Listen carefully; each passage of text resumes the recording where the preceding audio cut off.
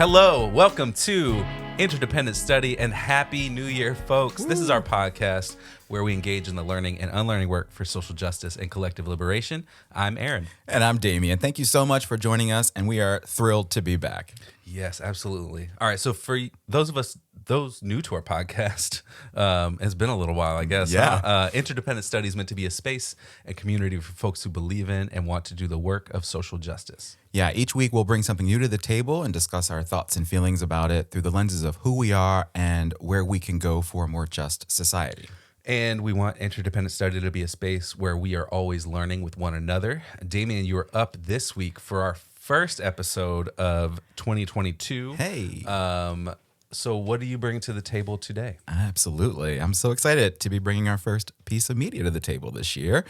The book I've brought to the table is called Remake the World, Essays, Reflections, Rebellions, and it is by Astra Taylor. Mm-hmm. And so for folks who may not know or have heard of her, Astra Taylor is a documentary filmmaker and writer, author, and organizer. She's written lots of articles for various media outlets and also has written some award-winning books.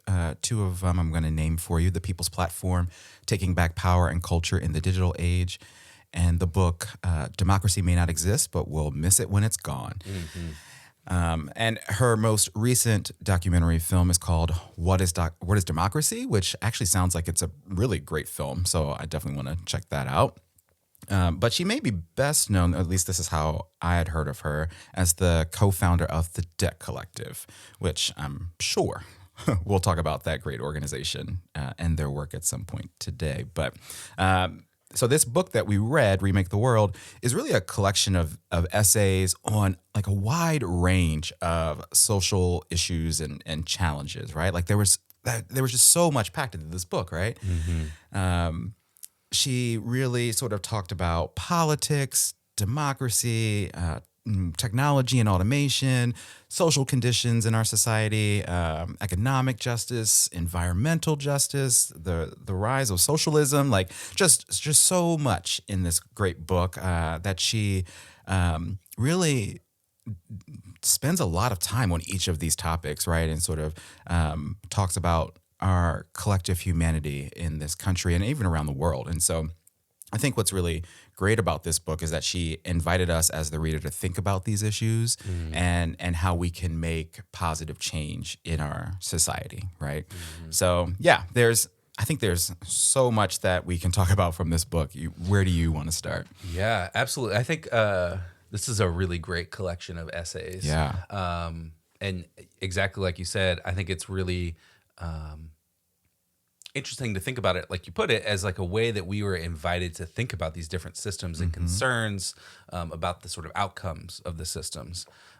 It seems like, based on reading this, Astra Taylor has a really great insight into how systems in the U.S. kind of operate. Yeah. And some really interesting ideas, I think, on how we can change those systems or create new systems that would be less exploitative, right? Right. And this is such a wide range of topics included in the book, which was really great to read through and consider how all these things are interconnected. Yes. In particular, right? Like how is debt, as an example, connected to the climate? That thread, I think, is there for us as readers to connect. Absolutely. And it's fairly clear as you read through it. So, but yeah, I could sense some real themes around neoliberal capitalism that focuses on the individual and reducing how much economic regulation governments participate in, which is one of the linking systems between debt and its rise in the U.S. and the climate crisis. But you could sense that kind of analysis of structure in each of the essays in the book. Yeah, absolutely. If folks were struggling to make that connection, you just helped them make it right there. Yeah, I did. Yeah. Very good. Yeah, so I think in some ways she does a really great job in helping make those connections in a lot of ways. And in some places, you can do some of that work on your own to help make those connections, which I think is really great. Because it is a collection of essays that were written at different times, right? So it's Good not...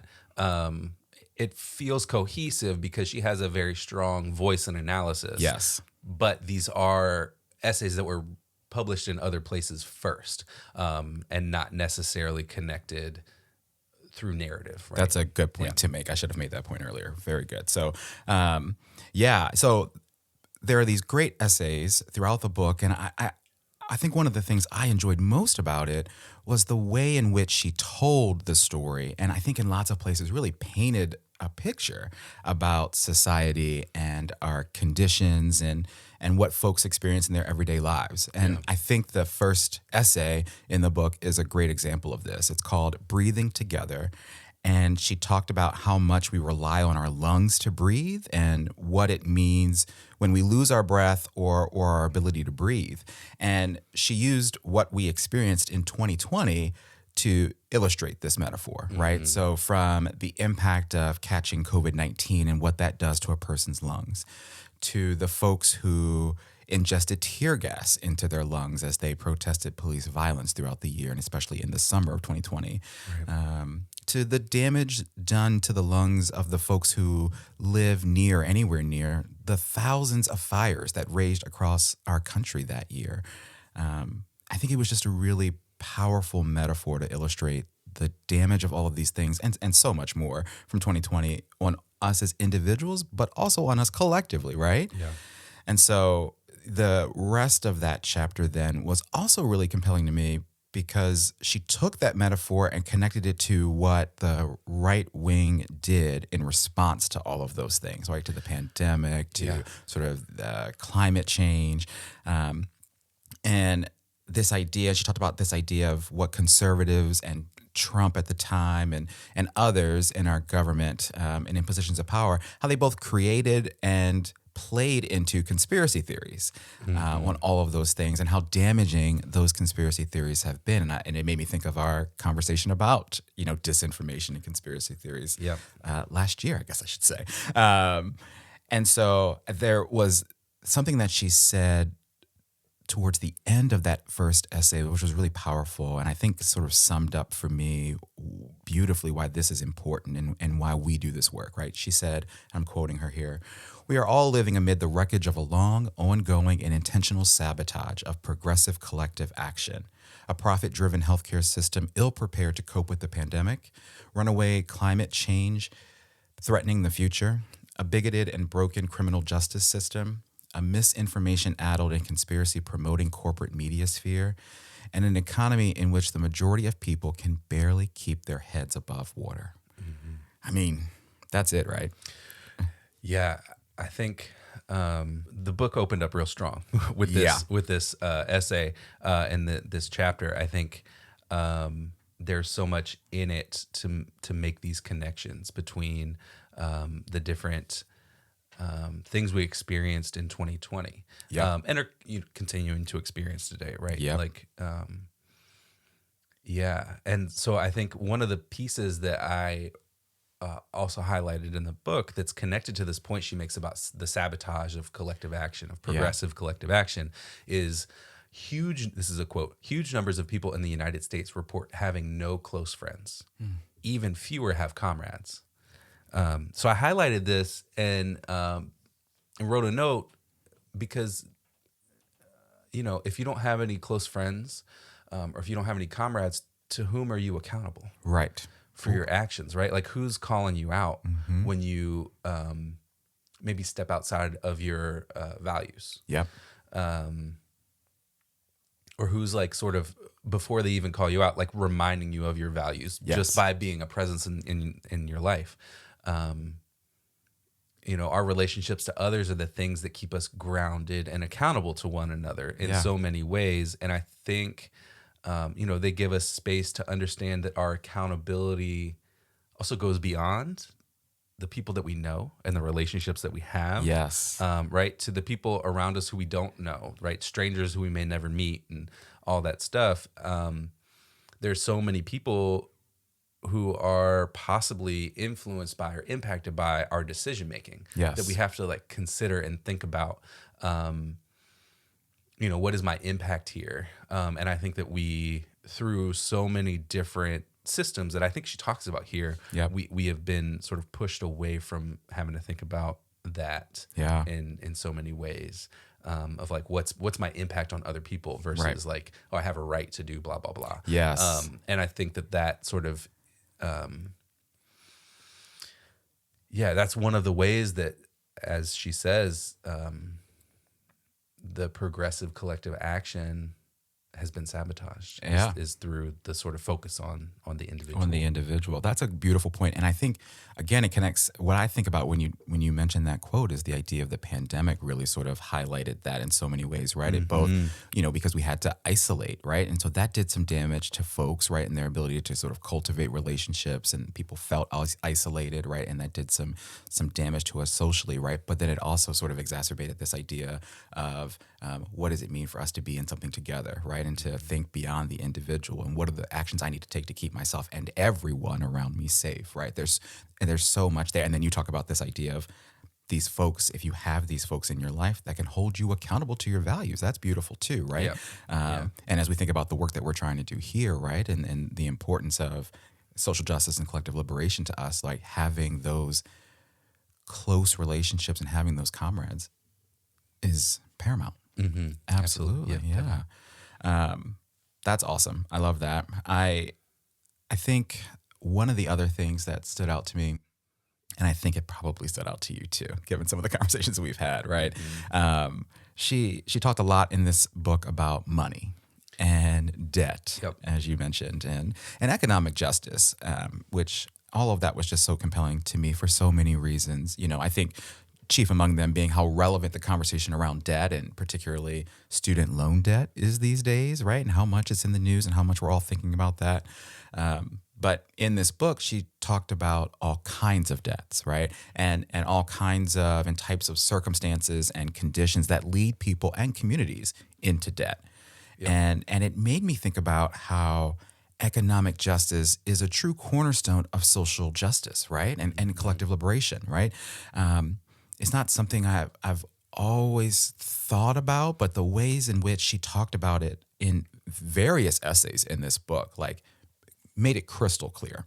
And so some of the stories that she shared, and we certainly know some of these, right, from the news, right, were about the medical bills and prescriptions that folks can't afford, and home foreclosures, right, or communities that experience sort of budget deficits so severe that they can't support the people who live in those places. Or like folks who don't have stable employment, right, or aren't making a livable wage. And so in so many places in the book, she really highlighted the damage that this debt and these conditions have done and are doing, right? And also, I think I'm stealing her words here, how debt is a means of social control, in a way, right? And so one of the quotes that I highlighted from one of the chapters was, "We need profound economic transformation that addresses underlying causes and conditions that often lead folks to debt."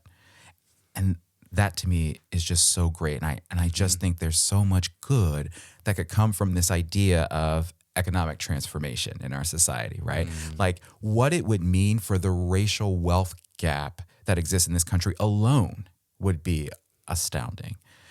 And I think it's certainly why we need organizations and unions. I really think it's how they refer to themselves, like the Debt Collective, right? Which, as I mentioned, Astra Taylor is the co-founder of, and why, the Debt Collective is doing the work that it's doing, right? Yeah. So actually, we should probably share a little bit about the Debt Collective. Do you want to do that? Yeah.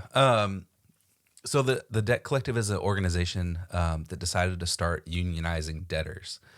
Essentially to create opportunities for collective action against creditors.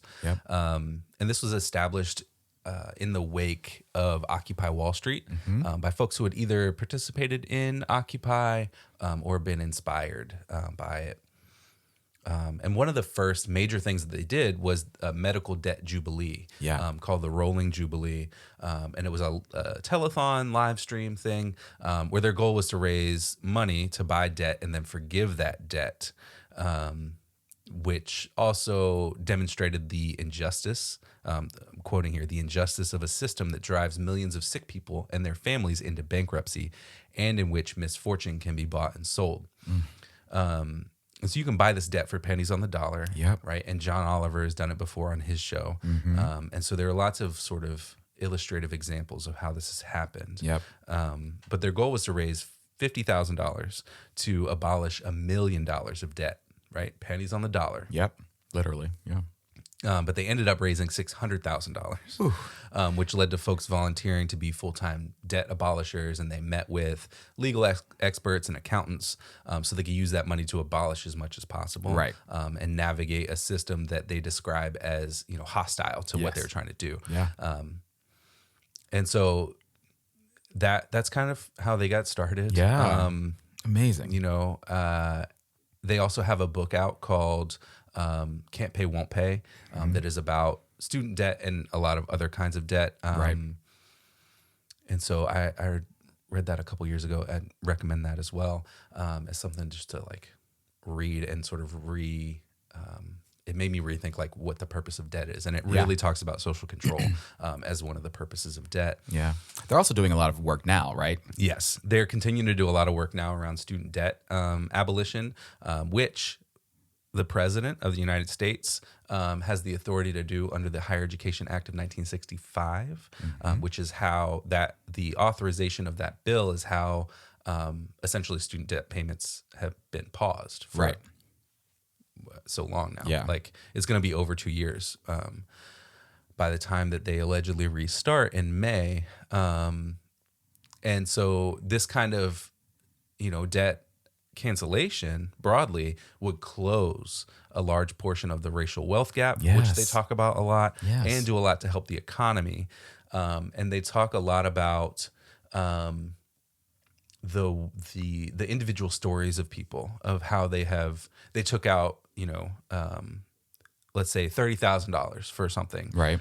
For their degree, maybe degrees, and have been paying it for however long. They've paid $34,000 or something, and their balance is now, $33,000. Right. It's shameful. Right. I just did some quick math on my own, roughly. So I had less than $20,000 borrowed after my bachelor's and master's degree. And so that's 10 years. I'm more than 10 years out now. Yep. So I've been paying monthly for 10 years. That first couple years, my salary was pretty low. So based on my income, it was a little low. But based on some quick math, I have paid well over, like thousands of dollars over that original amount of like 18 or 19,000. I forget how much it was. Yep. And so I'm like, well, what? I'm done. I paid my thing. Yeah. But because the interest rate is like 6% or something, I still have $7,500 to go or something, right? Now, I've been working in public education for 10 years now, so I might qualify for this program that will forgive it and the rest of that. But even if I do, like I've paid back the money that I initially borrowed plus some. And then some. And that's a common story. Yes. And you're fortunate enough to be working in. Yeah. And mine is like even less drastic. Like there's some people share on their Twitter, on the Debt Collective's Twitter all the time, like stories of like, I took out this much, I paid this much, and now I owe more than both of those numbers combined, which is just, insane to think about. And one of the points she makes in the book is, why should ordinary people honor their debts when the rich walk away from theirs without remorse? If corporations are people, why would they be more entitled to debt cancellation? Yes. And so I think that's a huge point that, we don't have, as individual people, we don't have the access that corporations do to be able to sort of cancel or shift or make debt go away in the same manner that they do. Absolutely. Well, and I think it's why, this conversation around student loan debt, in particular, abolishment, and but just this idea of debt in general is so huge now, right? When we, particularly in the context of the pandemic, when we've seen, what these corporations have been able to get away with and do, and folks like Bernie Sanders have really highlighted sort of the injustices around what corporations and corporate greed and the rich, the wealthy, this uber wealthy, right, have been able to sort of get away with, but everyday folks are really are drowning in debt. Yeah. I mean, the PPP loans which I forget what that stood for, but businesses could take out loans to cover costs of stuff, and 80 some huge percentage of that was canceled. Yep. Those loans. Yep. And so, and that was for businesses. So like there is already this like sort of cancellation of debt happening Yep. that were originally considered loans. And it costs a lot of money to maintain the systems Yes. to like continue to administer this debt as well. So that's something else to keep in mind, is that like it's not cancellation of this debt isn't like a loss of that money full stop, right? Right. Like that money's already actually been expended. And I don't know that the collection of said money back to the federal government is covering the cost of expense of the administration of it. Because there's huge corporations that are, right, paying salaries that To the people who are doing that work. and we're paying those people, right? Like we're paying the company to administer, blah, blah, like, so it's all Right. It's all an expense. It all is. Yeah, absolutely. This conversation sort of makes me think about, particularly student loan debt, makes me think about her essay called The End of the University, right? And so it's all connected there. It's also, it resonated with me probably because I work in higher education. We both do. Yep. But, beyond that, I think she shared some incredible insights about a number of things that are plaguing higher education, right? From the value of higher education itself to funding for higher ed institutions, the disparities and inequities and racism that exist at universities, the debt, as I mentioned, right, that college students leave with after graduation, really these glaring pay inequities among university faculty and staff, and just so much more, right? I think it was a fascinating essay, and one that for the folks who are listening that work in education like we do, we all need to read this essay because I also think like with so much of this book, what I appreciated most is not only did she talk about these different facets of these issues with higher education, but she offered solutions or at least challenges to us to address them, right? And so, I think about the fact that she charged us to change how higher ed institutions are funded and governed to help address some real deep-seated racist, white supremacist, and capitalist practices that are at the core of how almost all of our institutions are run. Yeah.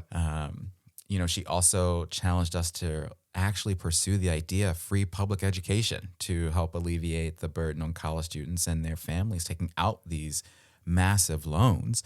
And again, I think about this idea that it would help address the racial wealth gap, that often puts Black students and students of color at an immediate disadvantage entering college, right? And certainly afterwards as well. I mean, she spends a lot of time talking sort of about the income of white students versus Black students after they get their college degree as well. And so, that's just two of the many examples and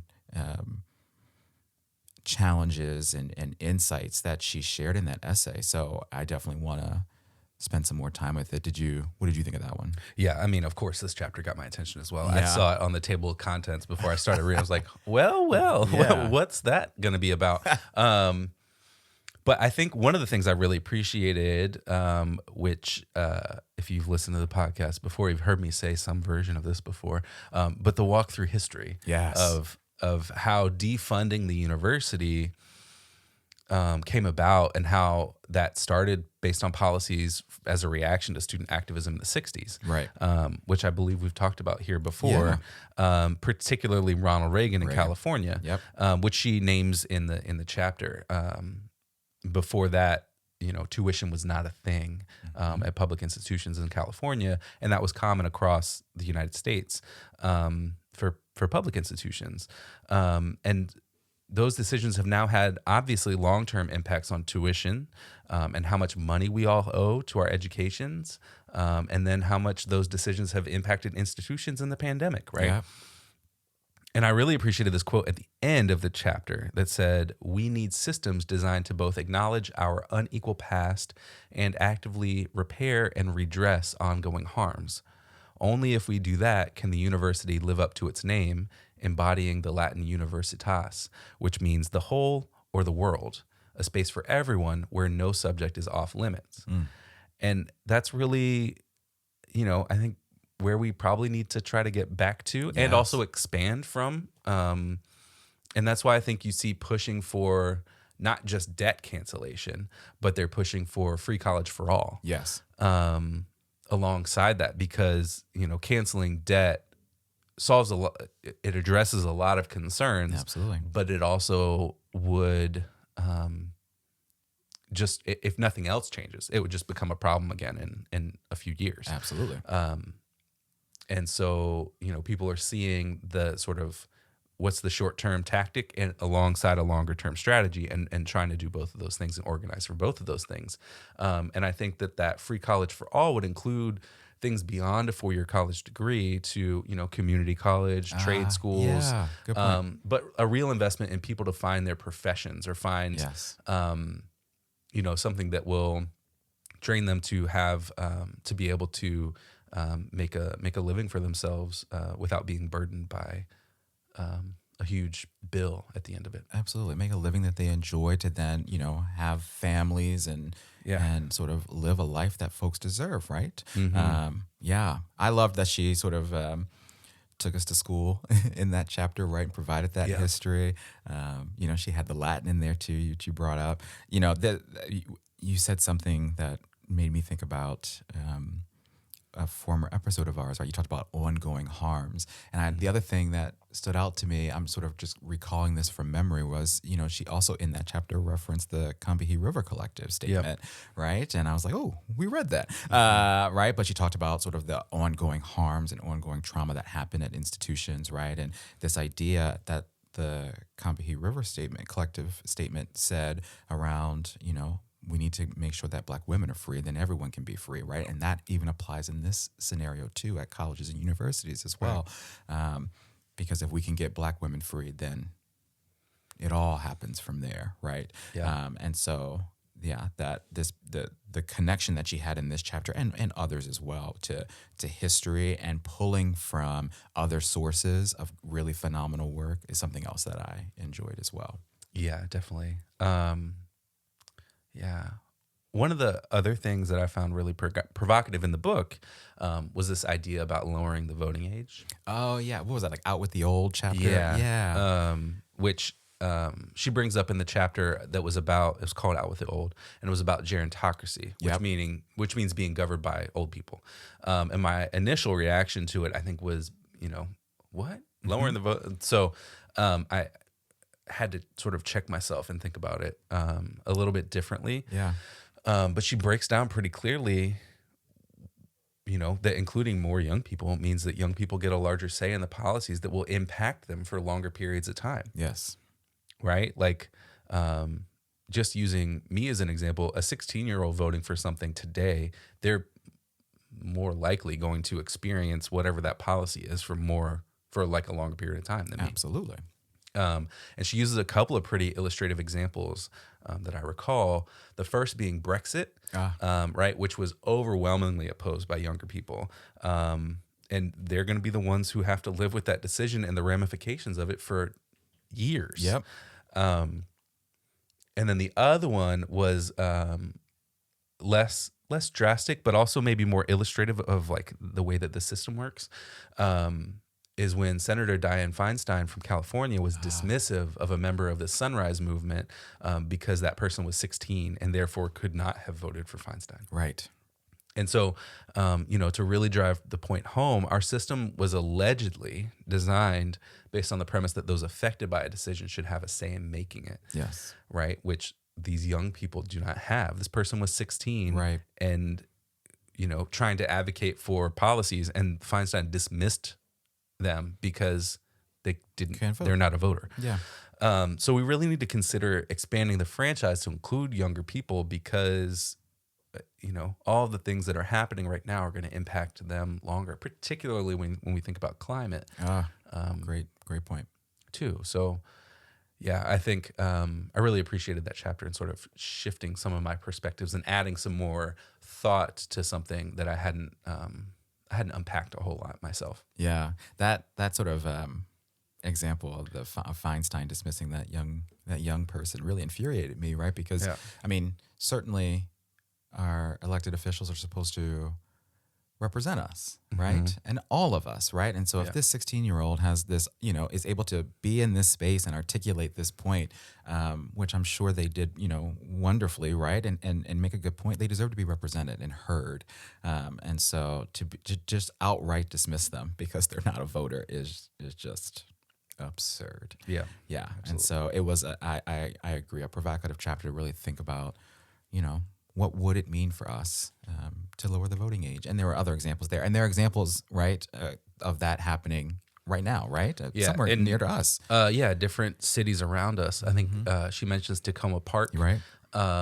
Which was one of the first places, I think, in the country. Yep. So city elections there, I think you can be 16 and vote. And there's a couple other cities around here that have done the same. That's incredible. Yeah, and that doesn't let them vote federally, but Right. it lets them vote in the city elections for city council or the mayor, whatever their structure is in those different cities. And what does it mean for them to be, civically engaged, right? Yeah. From that age. I think that's beautiful. Well, and that was one of the other points to make is like voting is sort of I think that was in here. I think so. If I As know like where you're a going. sort of like a gateway, Yes. into other kinds of participation in like a broader society. Absolutely. And so if that's how we get people involved in things, getting them involved younger is going to make it seem like a thing. Just it's something you do. Yeah, like it's ingrained in this is you what and you do it. Yeah, absolutely. All right. Well, let's shift, if it's okay with you, to application. Yeah. As I sit here and sort of reflect on what we read in this book, I can't help but come back to my earlier point that there's just so much in this book, right? Yeah. I actually think that's wonderful. And I think the application here is that there are ideas and issues and challenges presented in these essays that are connected to each other. And you made that point as well. And undoubtedly, I think everything that she presented throughout the book has a connection to social justice and collective liberation.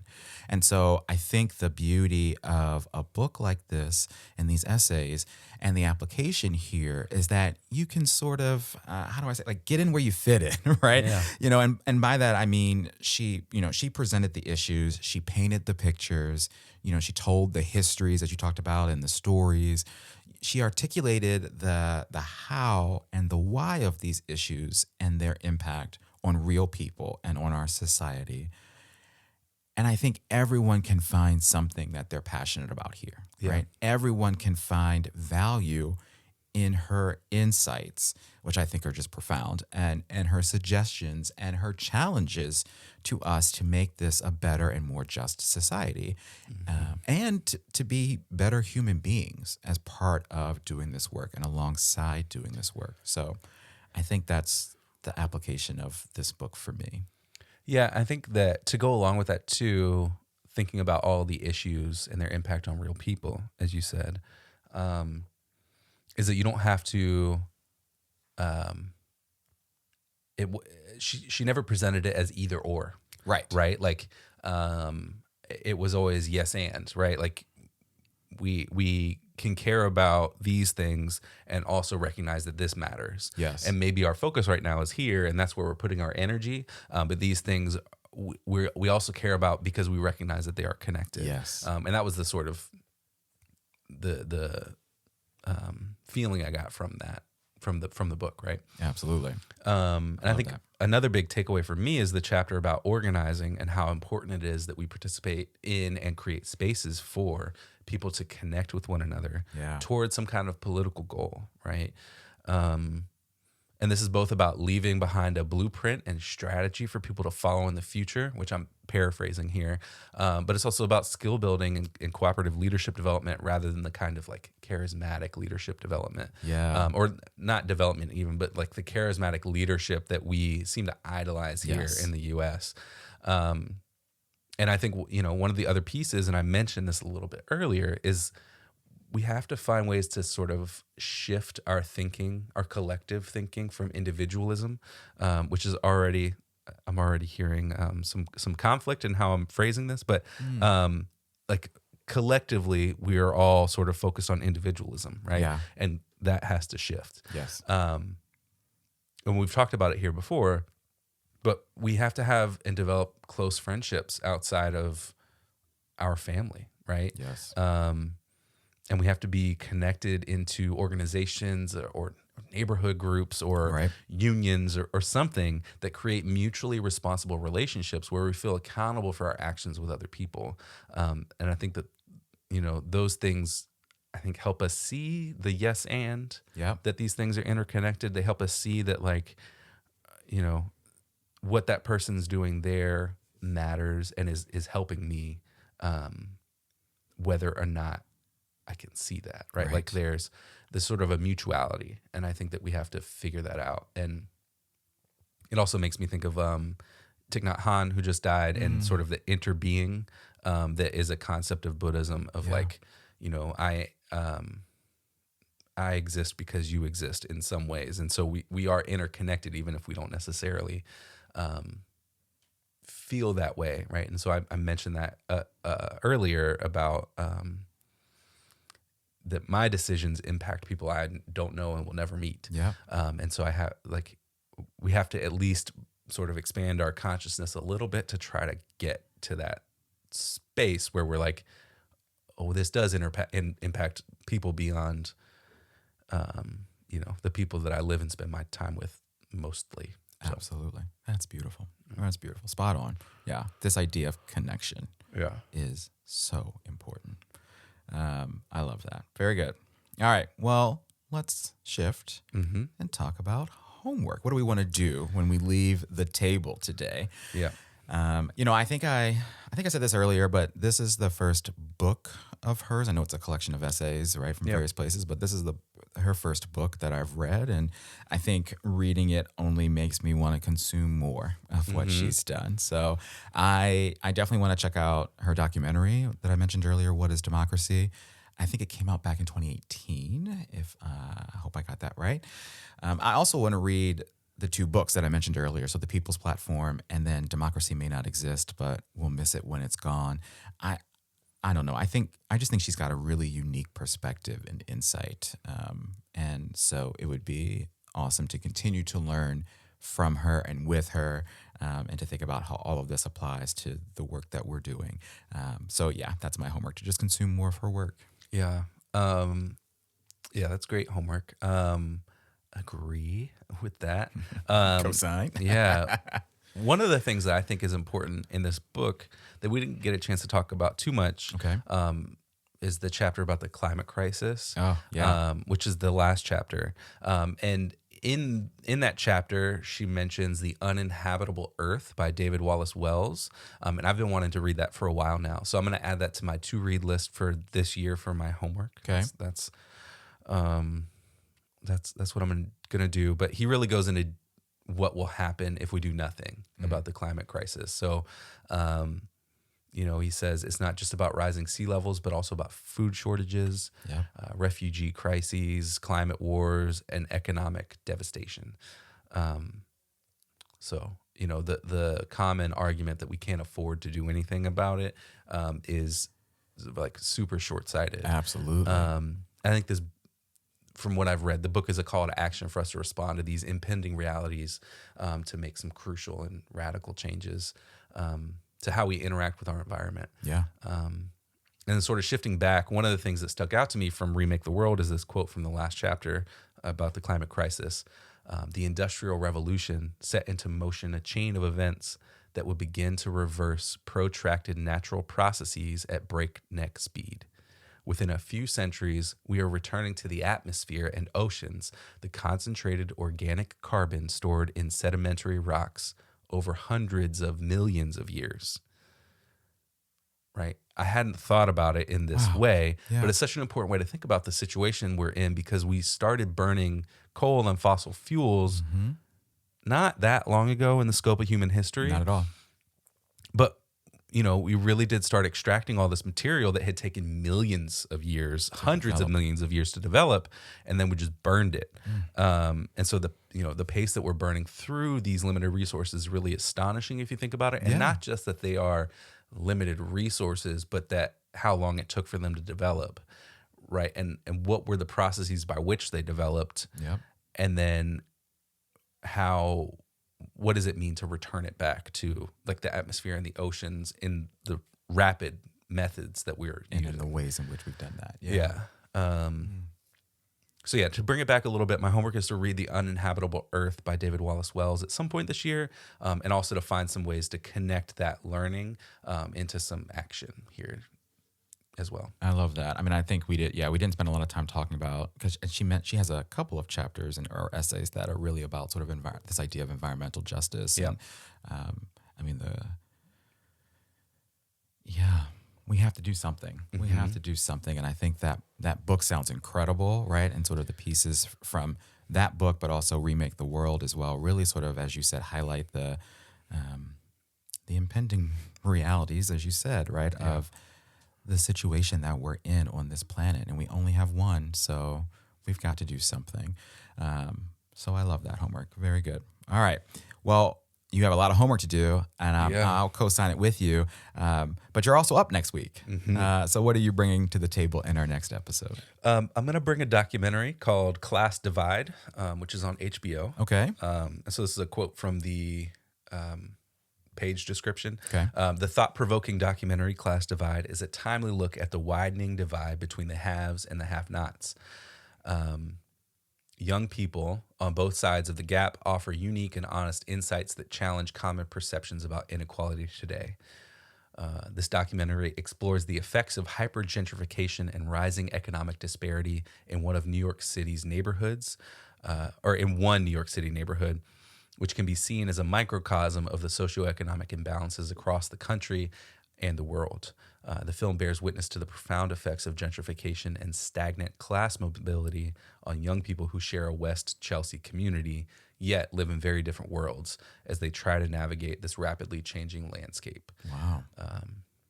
So yeah, that's what we're gonna talk about next week. I love that. I mean, it sounds like we're gonna continue some of these conversations right around sort of connectedness and conditions, right?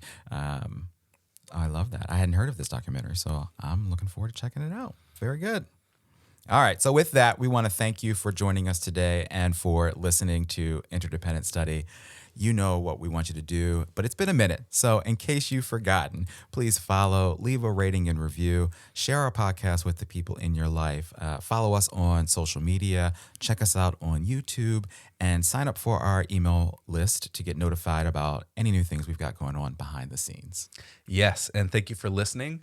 And remember, it's not about us, but it is about us. And we'll talk to you next week.